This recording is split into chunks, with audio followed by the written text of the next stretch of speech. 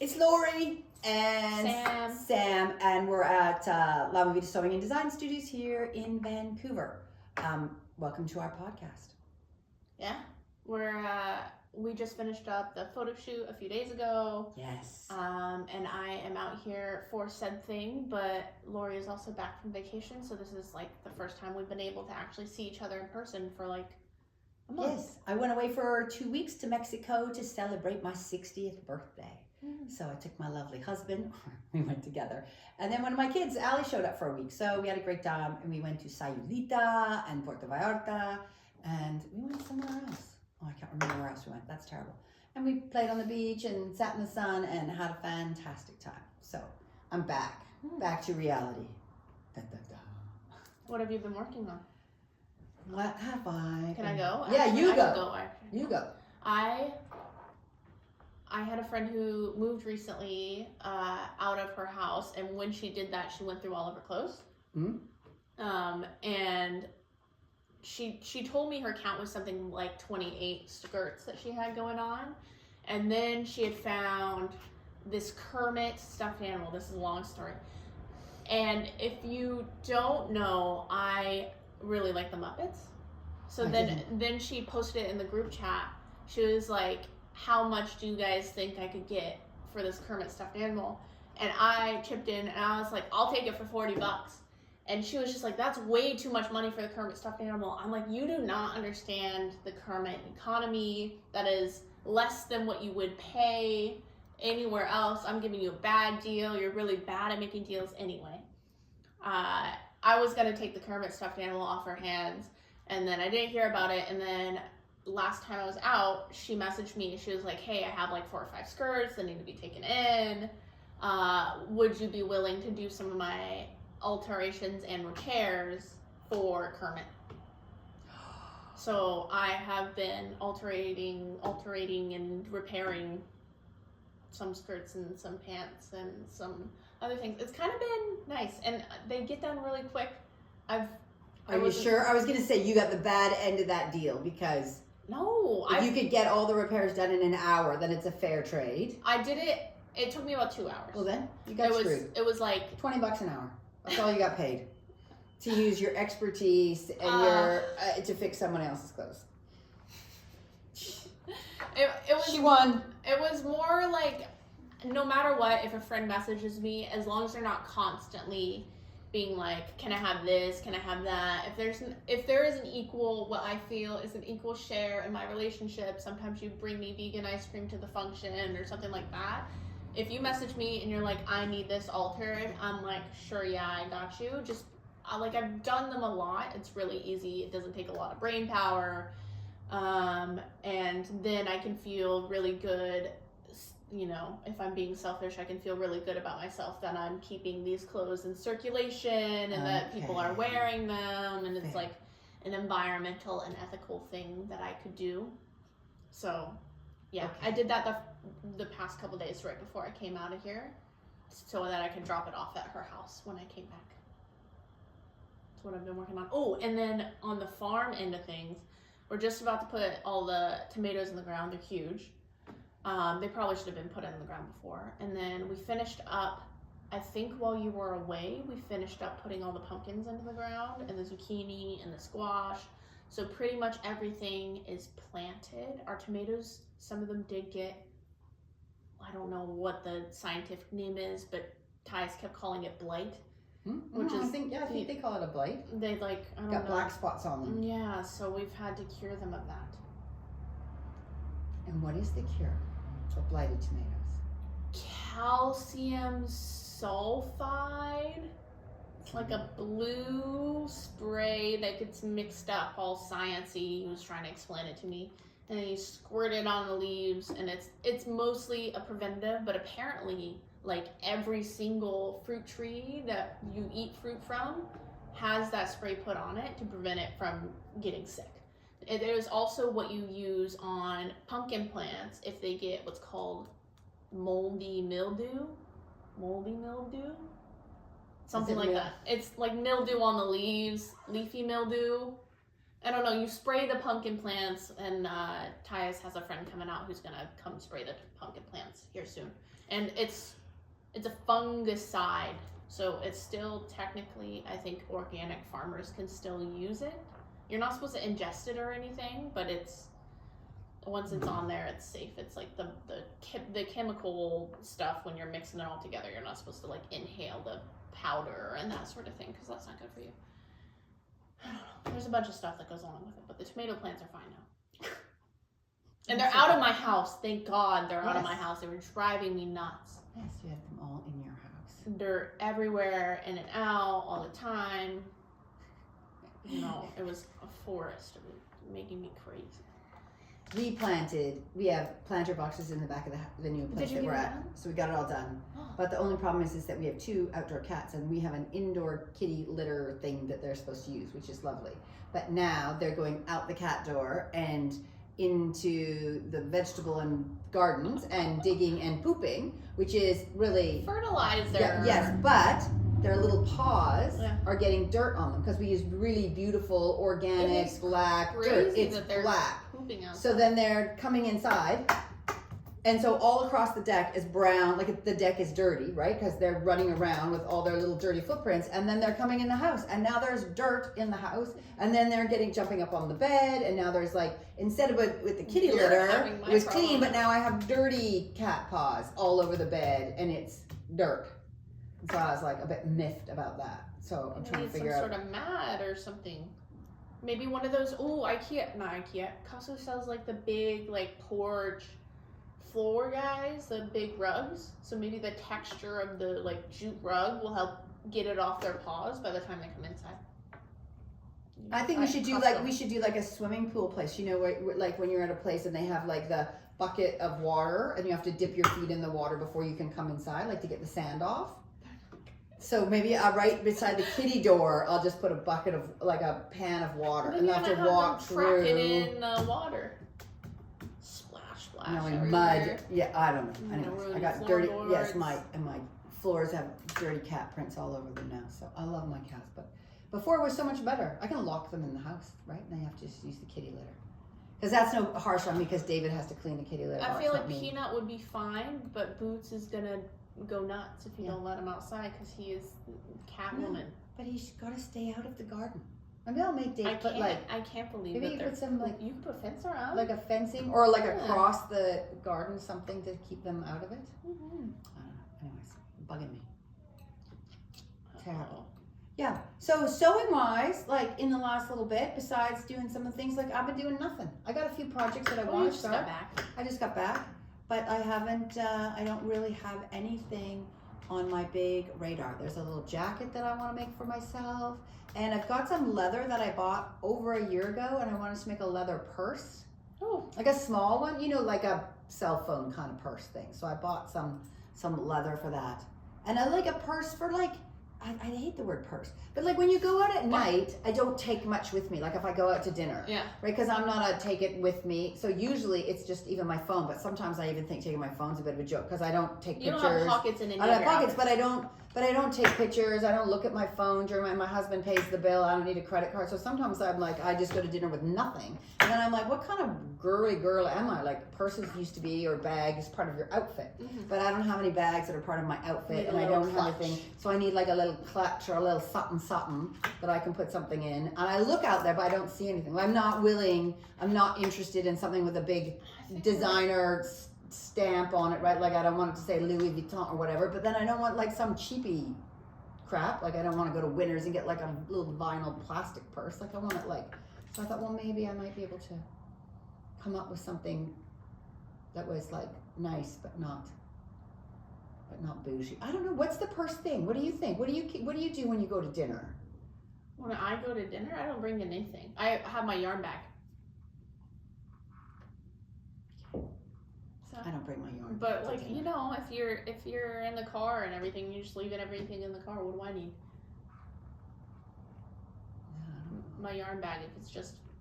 I just feel like it needs, I don't know. Like I said, yeah, sometimes I go with absolutely nothing. We go to a nice dinner and I don't take absolutely anything at all. And then I'm like, well, maybe I should. And then I sometimes have my phone, but I don't like the phone really on the table, right? And maybe I'll take a lipstick, but I never retouch my lipstick. I don't know. So you don't need the burst. So I don't need, but I thought, if I made something nice out of this leather, right? If I figure, because we've got awls and machines that'll sew the leather and hole punchers, and so I was trying to think, and I've got like snappy things, right? So I could a little make baguette bag, or like a little like baguette that. bag, You something. put studs on it, Yeah. make it all punk or something. Yeah, or just enough hardware on it to make it look kind of cool. I took a picture of a bag. I was in the museum in San Francisco a year ago. That's why I bought the fabric, and they had in the the bespoke gallery. We have to walk through the gallery outside the thing, and they had these beautiful little handmade purses out of leather. Mm-hmm. Really simple. So the leather I bought is like silver or shiny pink or something. So it's like a little bit sparkly, a little bit something. So I don't know. That's what I might try and do. Not really sewing. Okay, so I wanted to talk today about, I think I'm going with the word inspiration because it's a bit more all-encompassing, but the thing that I've been thinking a lot about and struggling with is motivating people to come into the studio in terms of marketing. And the discussion we've had before is about the marketing cannot be about who we are or what we do, but like what people feel when they're here, or feel about doing the act. Like, what does it aspire you to be as, instead of what are you getting out of the experience? And I really feel I struggle with that because I am very literal, and I think a lot about the skills that I get out of something. Like, when I go to the gym, I'm not thinking about how I'm a gym person. I'm thinking about how I'm going to be stronger. Yes, right. But I think it's also nice to talk about, and Cecily kind of inspired me. Cecily is one of our youth students who has been coming here for quite a few years, and she's got quite the personality and quite the style. And she just randomly at the photo shoot was like, yeah, when I pick out an outfit, I choose one item and I put that on, and then I build the outfit outside of that item, and then it all comes together. It looks great.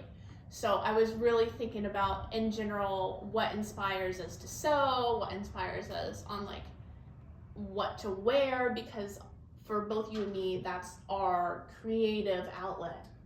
Mm-hmm. Is the fashion, is the clothing, is the sewing. Well, she was so funny because she's only like 9 or 10. Yeah, she's really, really articulate. Mm-hmm. And what she said was so interesting because it defined like what you and I sort of think about. Because a couple of the other kids were just like, oh, I put on whatever, or I don't really think about it, or my mom sets it out, or I just do this. But she was like at 9 or 10 going, no, I pick out the outfit, the one thing that I want to wear. And then she goes, and then I pick everything out, right? Like you're saying, around it. And I thought, that's just like so me. Yeah, I do the same thing. It's like, I want to wear that jacket, yeah, or I want to wear that blazer, or I want to wear those shoes. Mm-hmm. And then I will think about how do I build the outfit around it. And she was like, and her dad was giving her a hard time because he says it takes her 20 minutes to get dressed in the morning. And she was talking about how he was asking her why it took so long, and this was her explanation. Yeah. And so I was like, oh my gosh, you're doing pretty good, girl, because sometimes it takes me an hour. Oh yeah. But like, I'll get into the shower in the morning or before I get up, and I'm like, what is the thing that I want to wear? What's the one thing? And then how do I build that outfit around it?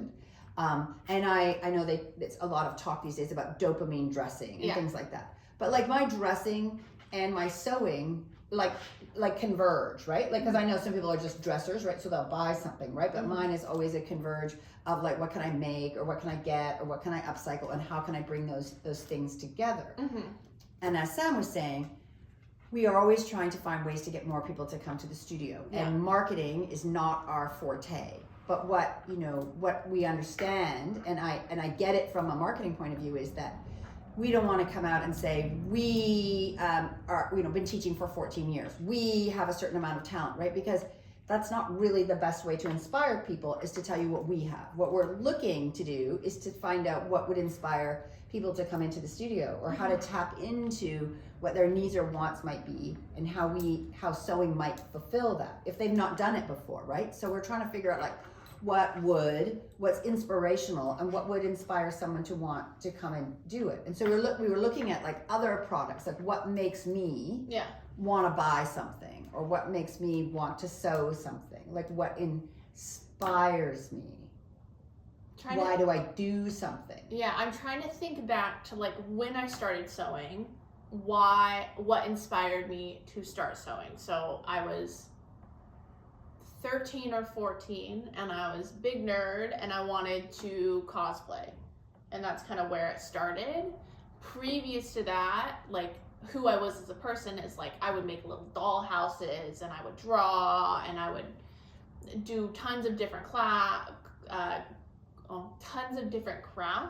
So I was making clay things and I was in all the art classes. So I already was pretty creative. And then I wanted to apply my creativity to my interests. But then deeper than that, why did I stick to sewing? What did it make me feel as an individual? Like I felt accomplished when I made things, but also how did it change how I was, this is really long, but how did it change who I presented as a person? So then it was like, this is kind of a niche thing that not a lot of people do, and it's a unique skill, and yeah, but I guess one of the things is that's sort of different or interesting is like our little friends, Cecily. Yeah.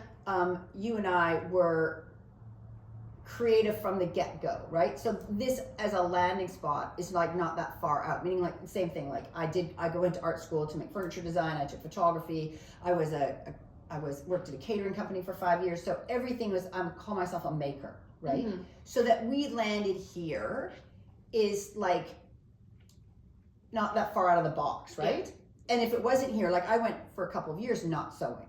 But when I wasn't sewing, I was building furniture, right? And if I wasn't building furniture, then I was cooking, right? So I was always making something. I landed back here for lots of different reasons. But my question is for those people, or for people who come and they're like 26 or 27 and they go, oh, I just want to take a sewing class. I just want to learn this. And then I'm like, so what is it that's attracting you? Like if and lots of times people are coming in and they're like scientists or like way out and they've never done it before, right? So they're not coming, like I think I could tap into the creative person going like, try another creative thing, right? If you already do pottery and you do this and that, then this is another sort of creative thing. But I'm thinking there's lots of people who don't have a background as strong in builder making that we do, who want to sew or learn how to sew, right? Like lots when we sit around the table, right? And we said, what do you do? And they're like, I'm a nurse and I'm a computer scientist and I'm in marketing. And then I'm like, and so what makes you want to sew? Like, why are you here at 26 or 42? Like and we get some answers about that, and pretty straightforward answers, right? Like, I'd like to hem my pants. But I'm just wondering, like, what is it that makes you move to do something, right? Like, how do you go, like, I'm gonna do that thing, right? So how could we inspire those that haven't tried it to try it, or what to tap into in somebody's personality that would say, like, this might be something that you might really, really enjoy. I mean, I know lots of people go like, I would never want to do that. Like, that doesn't ring my bell at all.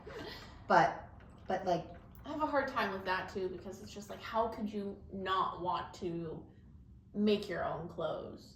Well, but my brother who skis every single day of the year, snow skis, and like every day there's snow, and I'm just like, I couldn't get into that. Like, I do not want to ski every day.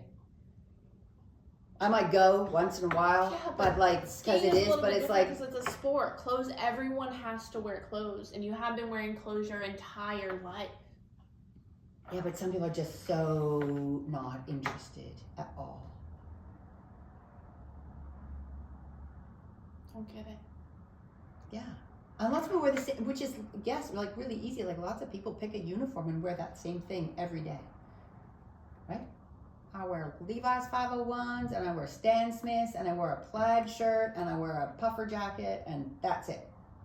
Meanwhile, when we're getting inspired by clothes, I feel like my inspiration specifically for clothes comes from a little bit of everywhere, but I'm always trying to do something a little funky that's going to make me smile. I find that, outside of this, a lot of things can be stressful or boring, and I want it to be interesting and fun and cute. So I'm picking up the lion earrings because it's bright color, and then who the crap has lions on their ears, and how do I choose my outfit around that? Well, then I'm a safari or I'm a clown, and I'm a little bit inspired by everything. Your clothing inspiration is a bit more classic. Oh, yeah, for sure. And mine has always, well, I'm in sewing because I'm a maker creator, right? Yeah. But my dressing has always been about self-image, right? Okay. It's all about how I wanted to present myself. And so used clothes as a metaphor for what I wanted, to project about myself, Mm-hmm. right? And being like at different phases what I want. We talked about this. Like I was a banker for a little while, so I wore really, really bankery clothes. Yeah. Because I felt like, if I'm gonna achieve in this area, then I have to make the person who I'm trying to bank with believe that I have the intelligence or the ability or whatever, and that's reflected. That I'm a banker. Yeah, that it's reflected in my clothes, Yeah. right? I find it very interesting, and we've been talking about this, about how that isn't in everybody's mind, because I'm observing people going like, you're trying to get this job or you're in this position and this is the way that you think that you should dress. And sometimes I think, that's pretty liberal of yourself to go like, I can be a banker and show up in like jorts and a sweatshirt and still be taken seriously. So I'm like, maybe that's a liberation thing. But in my head, there's always a bit of a uniform for the job that you want, that you need, that you want to get respect in that job. So if you're teaching fashion design, then I think that you should reflect the fact that I know about fashion, I know about design, I know that aesthetic. And so when I'm here, I want to make sure that when you're coming in that you know that I know. Yeah. And that's why I'm dressing. So sometimes mine's a little bit more conservative, but it's always well tailored, well put together, because I want you to see me and go, she's going to be able to teach me everything I need to know about the practical parts of sewing or the technical parts of sewing, and that there's enough style there without being over the top one way that says she knows what she's talking about. And I did the same when I was in banking. But I don't. When I was in high school, I dressed really tough because I didn't want anyone to talk to me. And the moments in which I dressed askew, like I can name a few where I wore an outfit to school that was like a tutu and a weird thing. I always heard back from someone that someone had something negative to say about it. So then it was a lot easier to dress mean so that no one would talk to me, and then no one had anything to say about the way that I dress. And I still sometimes dress mean if I want people to think that I'm intimidating, like how you were talking about last time about like wearing the all black. Yes. So that people would take you seriously. Like I definitely put on my all black outfit when I want people to think that I'm tough and aloof and cool and hard to get to know and that sort of thing. Meanwhile, now as a person, forever, and I typically wear bright clothing, and I, in general, especially when I'm dressing for here, want to come off in a way that it makes me really approachable. I heard from someone that the bigger and funkier your earrings are, the more people perceive you as being approachable and friendly. Well, that your earrings are directly related. So that if you want to talk to somebody, a woman, and you could look at her earrings, and from her earrings alone, you should be able to tell, can I ask them a question? Are they going to be relatable? So if they have like tiny gold hoops in, maybe stand back. But if you've got big teddy bears on, then you're all good. Yeah. And I think the other thing there is that, like, for whatever reason, my face, when I'm flat and I'm not funky and I look mean, like I look mad.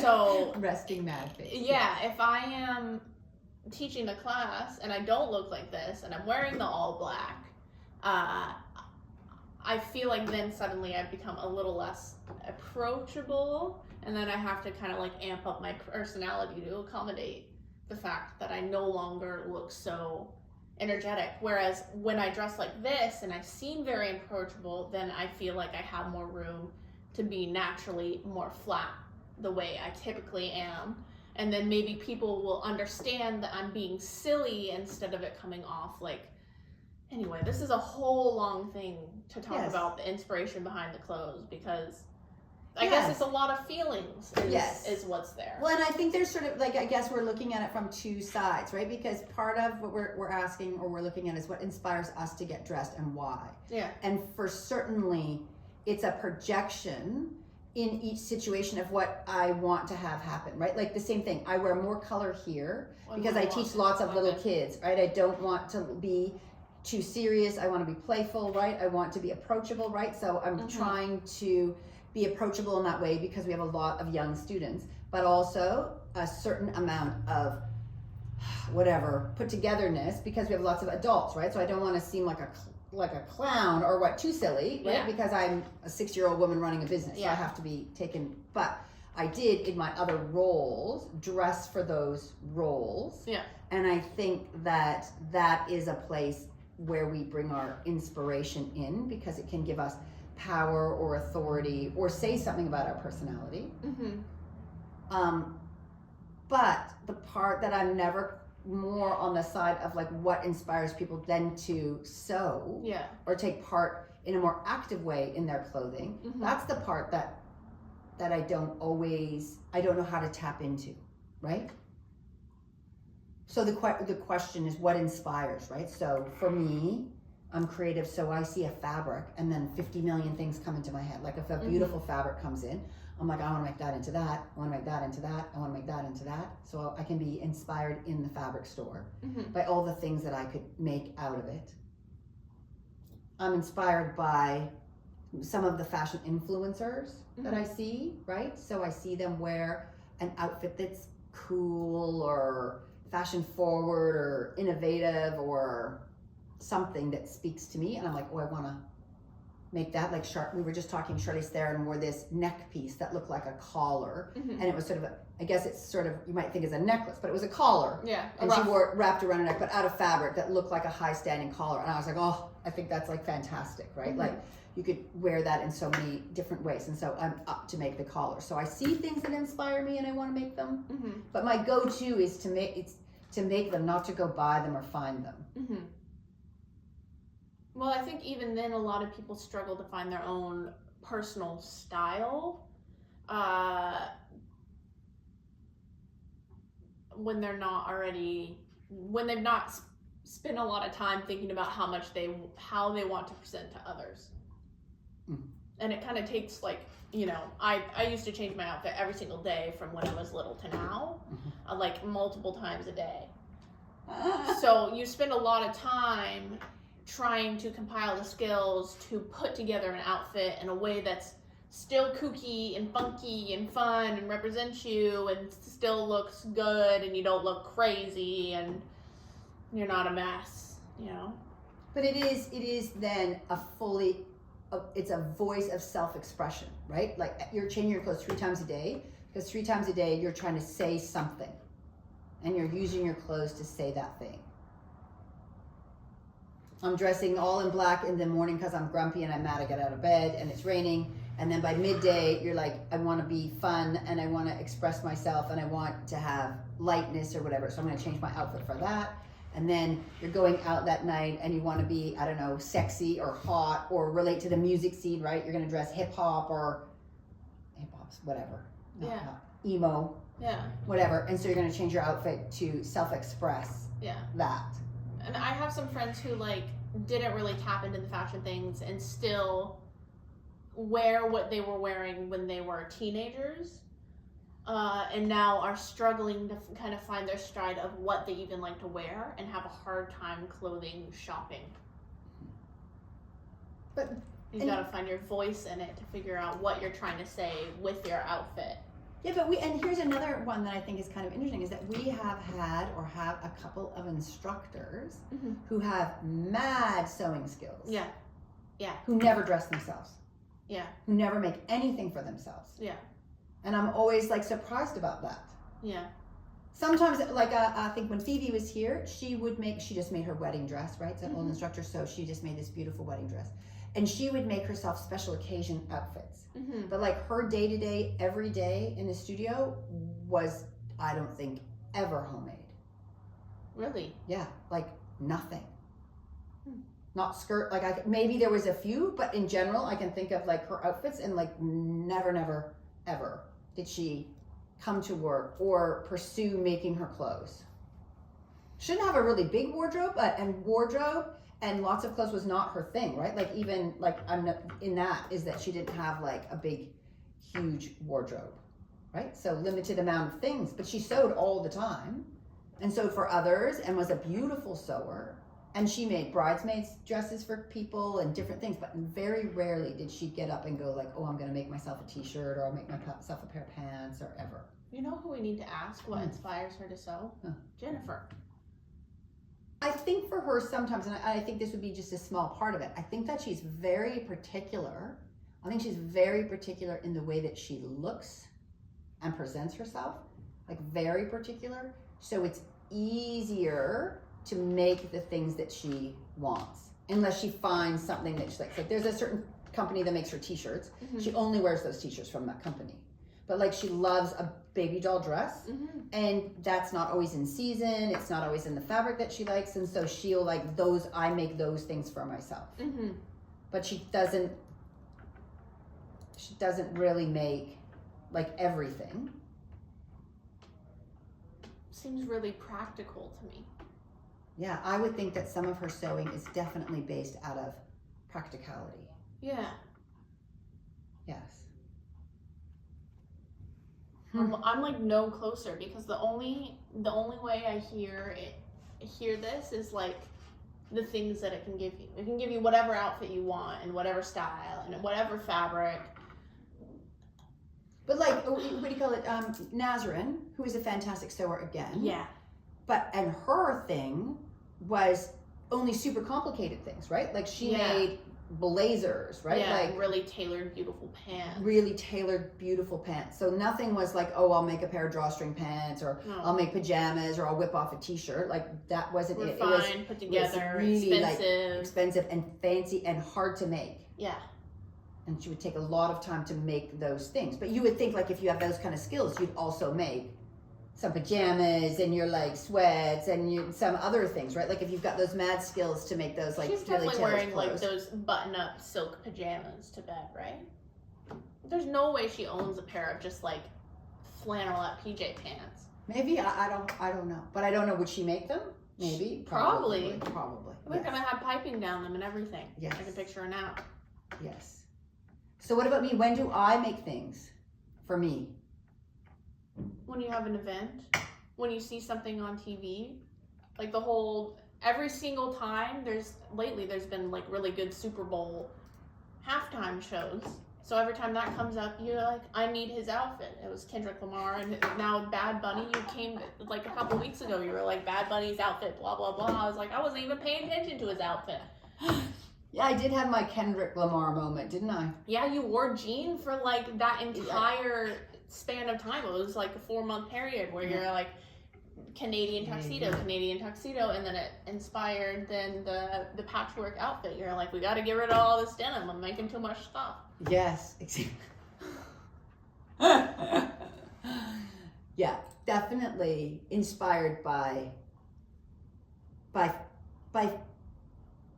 trends in fashion, right? Yeah. And some things that are really popular, that are really expensive, but that are easy to make.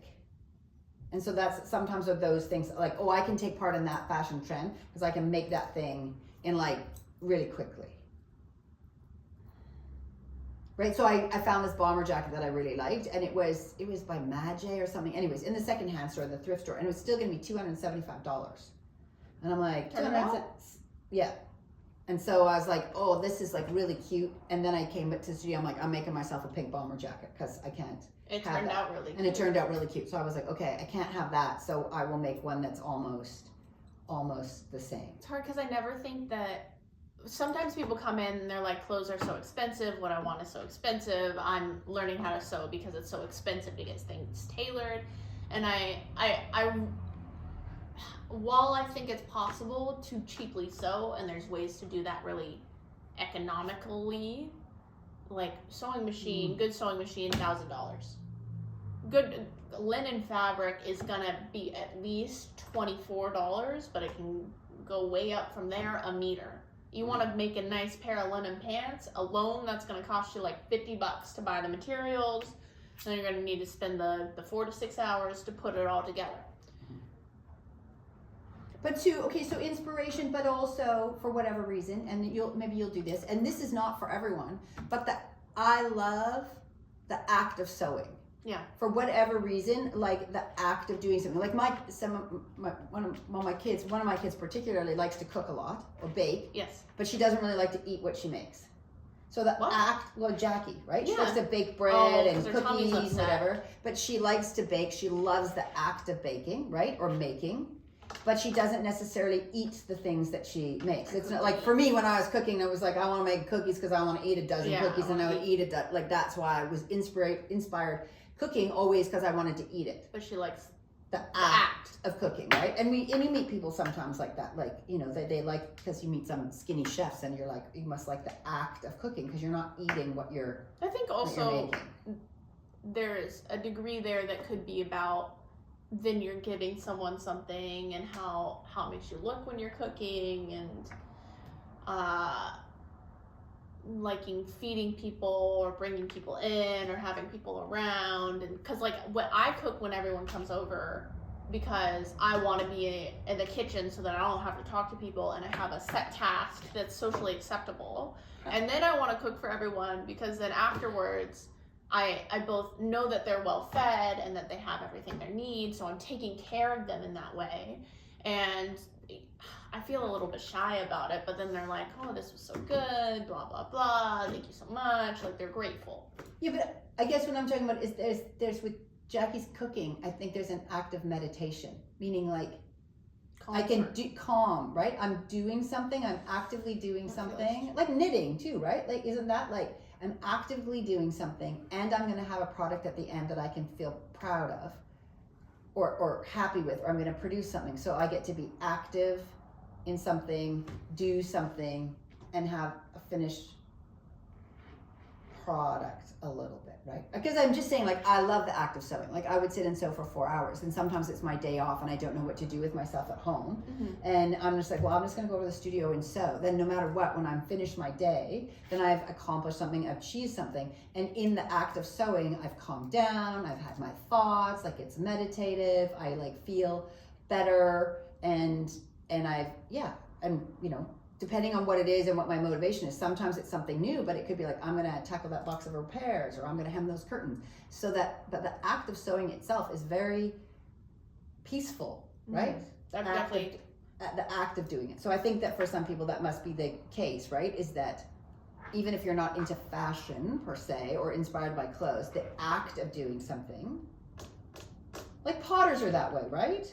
Right, the act of potting, you throw 99% of the stuff that you make, you throw away when you're a potter, right? You only keep like 1%, but the act of potting is the meditative, is the great thing, the skill building, the self something or other. So I think like when people want to sew, there must be something of that. What about the people who get really mad when they have to seam rip? You think inspiring them to sew? Because there's definitely, it's the meme online, right? And the sewing community is that, you know, you're going to spend half your time seam ripping, and oh, that's so frustrating, and realizing that this got bungled up and that got bundled up, and then you got to take it apart and you didn't do this right. So how do you still inspire yourself to sew even when the sewing experience is frustrating? Because on my end, when I realize that I've messed something up, it is rare that I feel frustrated with myself for doing that thing. I'm just like, that's like how it is.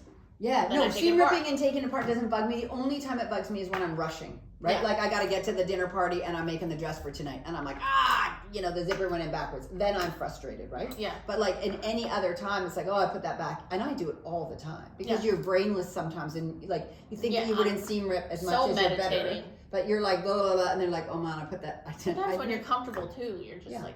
But I made that skirt and I made it sideways. Like I put the waistband as the side and I made it backwards. And then I'm like, why can't I get this on? I was like, oh. What skirt? The purple satin one. I sewed it up completely backwards. I put the side seam as the waistband and then I was like, why does this look so weird? But that's annoying, the seam rip. Like I could see being frustrated. Yeah, but I guess I'm proficient enough at seam ripping, and I was like, oh, what if, well, I shouldn't say those things. I say what an idiot, but my therapist says I'm not supposed to use that word on myself. So I'm like, but it doesn't really bother me to have to take it out and do it again because the act of sewing is fine. Mm-hmm. So I don't mind. And I make lots of things that aren't for me, right? Like all the samples, I never wear them. So I like to sew even if it's not for me. And I don't like to sew anything. Here's the thing. I don't like to sew anything too fussy. Like I don't sew blazers, where you have to do like the layer and then the next layer and hand stitch it and hold it together like building, like you were building that, I was going to call it a croissant. You were building that corset. Yeah. With all the billion pieces and whatever. And I'm hand sewing it together. Yeah. And the period piece, and I would never.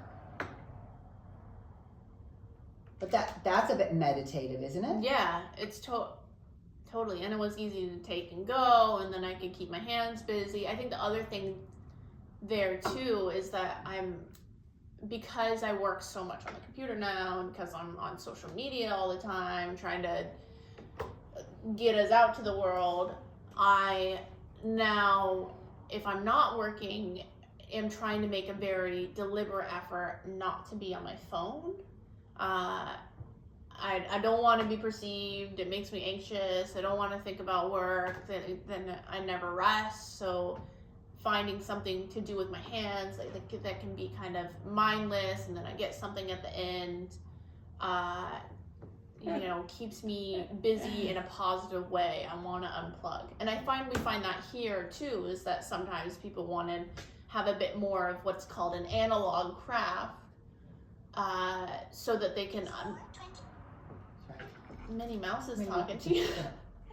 Well, I'm just laughing when you're saying that because I can't watch TV without doing something. Okay.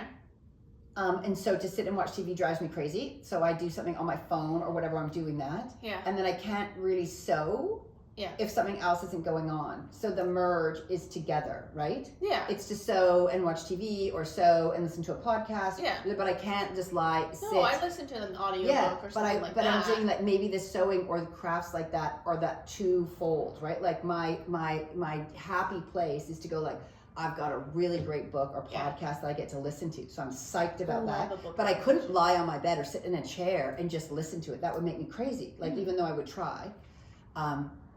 Only like on a vacation, maybe bringing out the book, but the act of listening or reading without doing something else will make me, I'm too distracted. And sewing, if I'm sewing and I don't have something to listen to, then I get short-tempered with my sewing, right? So I need to merge the two, but the merged two are beautiful. Yeah. I get to sew, which I love, and it's meditative, and then I can listen to something at the same time, and I can accomplish the two things, and I'm in a little happy, blissful place.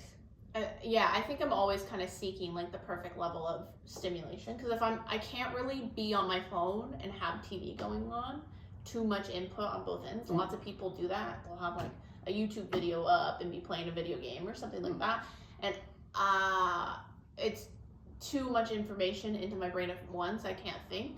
But when it's with my hands and I can do something that's kind of like what I'm used to doing and mindless with my hands, and then listen to something, then I'm absorbing information and working with my hands. I did that in school one time and got majorly in trouble. Hand sewing, I need it. It's for my brain. Can't remember otherwise. All of us, doodling or whatever we were doing, we got in trouble for while we were trying to listen, doodle and whatever. Bring in like a whole sewing project that I was working on, but and all the other kids were like gouging the desks and doing stuff like that. So yeah, we should have been allowed to do something with our hands. But I do that thing where I'm on my phone and have the TV on. But the thing is that it makes me crazy. But I can't do one or the other. But I do them, and then in that, it's not a good thing, right? Because I'm not really watching TV and I'm not really on my phone. And like you're saying, it's overstimulating. So I'm not finding, I do it, but I'm not finding the pleasure in it. I get agitated. Anymore, I get really annoyed being on my phone too long. Yes. It's too stressful. I think it's different with like a YouTube video. I can really put on a YouTube video. It's the same as you listening to your podcast though, because then I don't have to listen to, I don't have to watch it. I can just listen to what's going on and be like, oh my God, I didn't know that about Lindsay Lohan. It is, to be straight up, it is, I think, and I express this with my kids, it is the best thing in many ways to be able to do two things at once. Yeah. Because I always feel like if I read a classic novel or listen to a classic novel and make a dress, I'm brilliant, right? Like I'm getting my reading in, I'm working on my intellect, whatever, and I am making something and doing something that I will wear or use or it's productive in whatever, my business or whatever. Like those two things are like a happy marriage. Mm-hmm.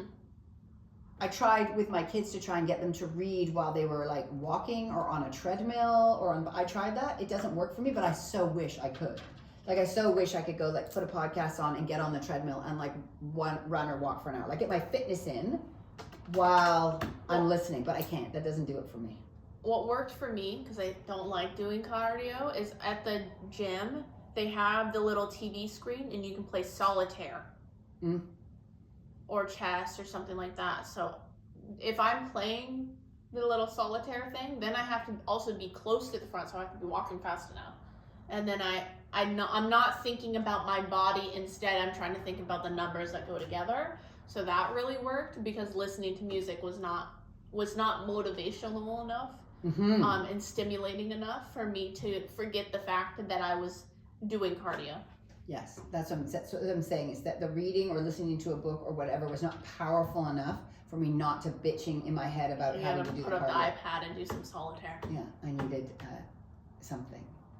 Oh, and I used to, for a while there, I was working out pretty regular, like a long time ago.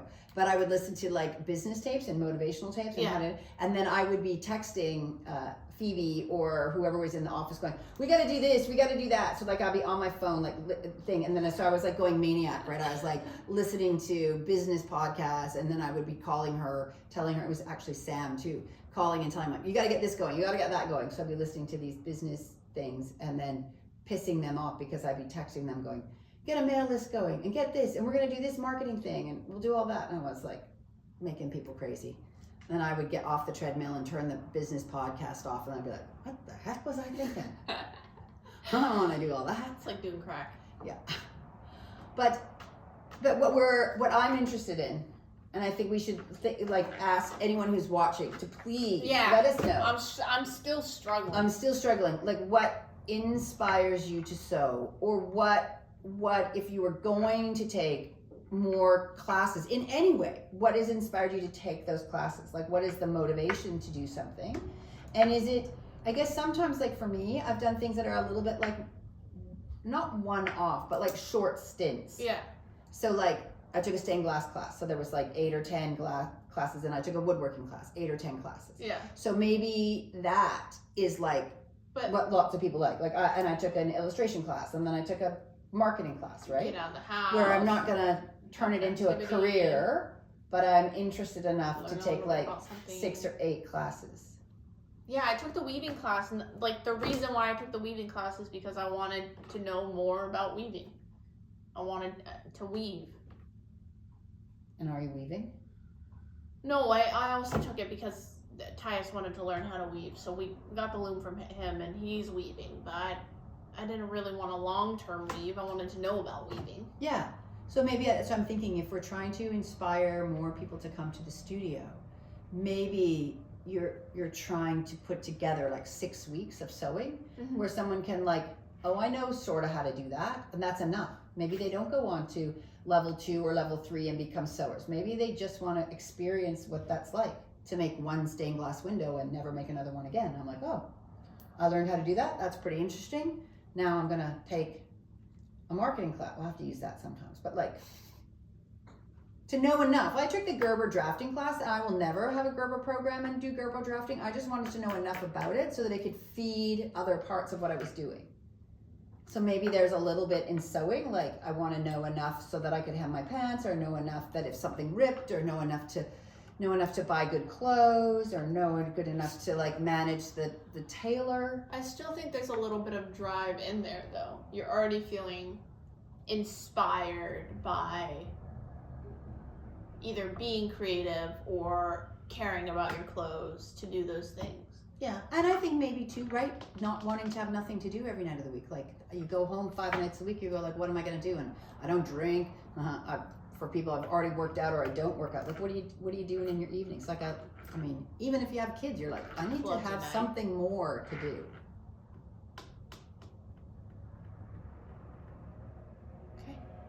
Okay. Yeah. So, what inspires you to sew? And if you're not sewing, why not? What's not there? Some people still identify with sewing even when they haven't sewn for a long time too, because we get people in who are like, oh, I haven't sewn in like 6 years, but I just want to see what's going on. Yeah. Okay, we got to show our outfits. Okay, we'll show our outfits, and then let's get the heck out of Dodge. Okay, go. Show me your outfit. Okay, well today's outfit is a little bit like a little bit odd, but it was like we were talking about. I was trying to like pull something out of my wardrobe and put it together and build an outfit around it. So I've had these pants forever, and they are really typical pajama pants, but they're not pajama pants, they're outdoor pants. But we are working on our Smarty Pant pattern, and so I'm trying to like do all pants with elastic waist or drawstring, and how can we style them and make them look good. So I think these are pretty cute. And then I was trying to figure out what shirt to wear, so I have this satin shirt. I'm not sure I dialed it in right.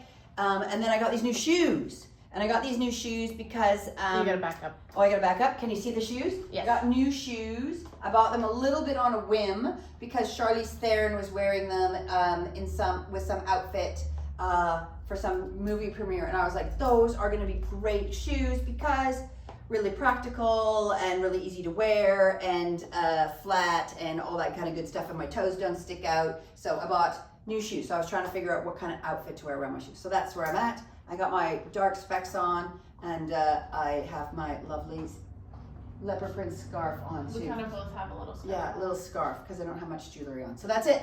I like it. It seems comfy, but it's really hot out right now. Like even I'm sweating in here. So if but it's kind of jammies, but then it's a little elevated, right? Like that's what we were just talking about, like a little bit casual, but then a little bit elevated. This is because I could be in regular old pajamas. Yeah. Well, there's one outfit that I wear, the fleece set that I only wear during the summer. That's basically just pajamas. Kids love it though. Yeah. My outfit, this dress I got in Chicago when I was like 16. It has pockets. I love this dress. It's impossible to get on because the waist here has like little buttons and everything, and the width that this is set. It is a woven dress, and they have finished it in such a way and put it together in such a way that basically this is the circumference of how I have to squeeze it onto my body. Oh, there's no opening or anything. Well, the buttons come undone a little bit, but this is the width. This is the opening. And can't get it down past my butt. The only way I can put it on is by like swan diving into it and then jimmying it down my body, and I have to take it off the same way. It's the most unflattering thing to take off and put on. But I love it very much. It's easy to wear. Sometimes I layer it with some other things. Nice and summery. And then I'm channeling a little bit of a flight attendant thing a little bit, you know, putting the little tie and the scarf. Also trying to cover up my business because it's a little bit more of a revealing outfit for work. And yeah, I only packed one pair of shoes this trip, so I am rocking once again from last episode the Croc shoes, but they're also really comfy and squidgy. And when I was putting together my whole wardrobe to bring everything out, I was matching everything to these colors, so that I wouldn't have to pack a bunch of shoes into my bag. And tell us, why are you wearing Croc sandals with socks? With socks? Yeah, because most people don't wear sandals and socks. Well, And you always wear sandals and socks. I always and wear people tease others about sandals and socks. It's like a fashion faux pas in many situations. I ride transit. I'm in the city. I am openly, publicly facing the public, you know, sharing the art of sewing. I do not want my toes out. I like the sandals because they're a bit more breathable. It's hot out. These ones, Crocs in particular, are well known for being nice and squidgy, soft, comfy. And they are nice and they are like one of my comfiest platform presentable shoes that I own. And then you get a little peekaboo of the sock. So then I get to wear a funky sock with the shoe. So I got, what is it? But it's not a typical look, right? It's not a, I think it should be. I think it should be. Keep your toes. But I also clean. have the go-go boots that are see-through. Yeah. So I like a little something that'll show your socks. But I do not want my toes out. Ever. Anywhere. You don't need to see my feet.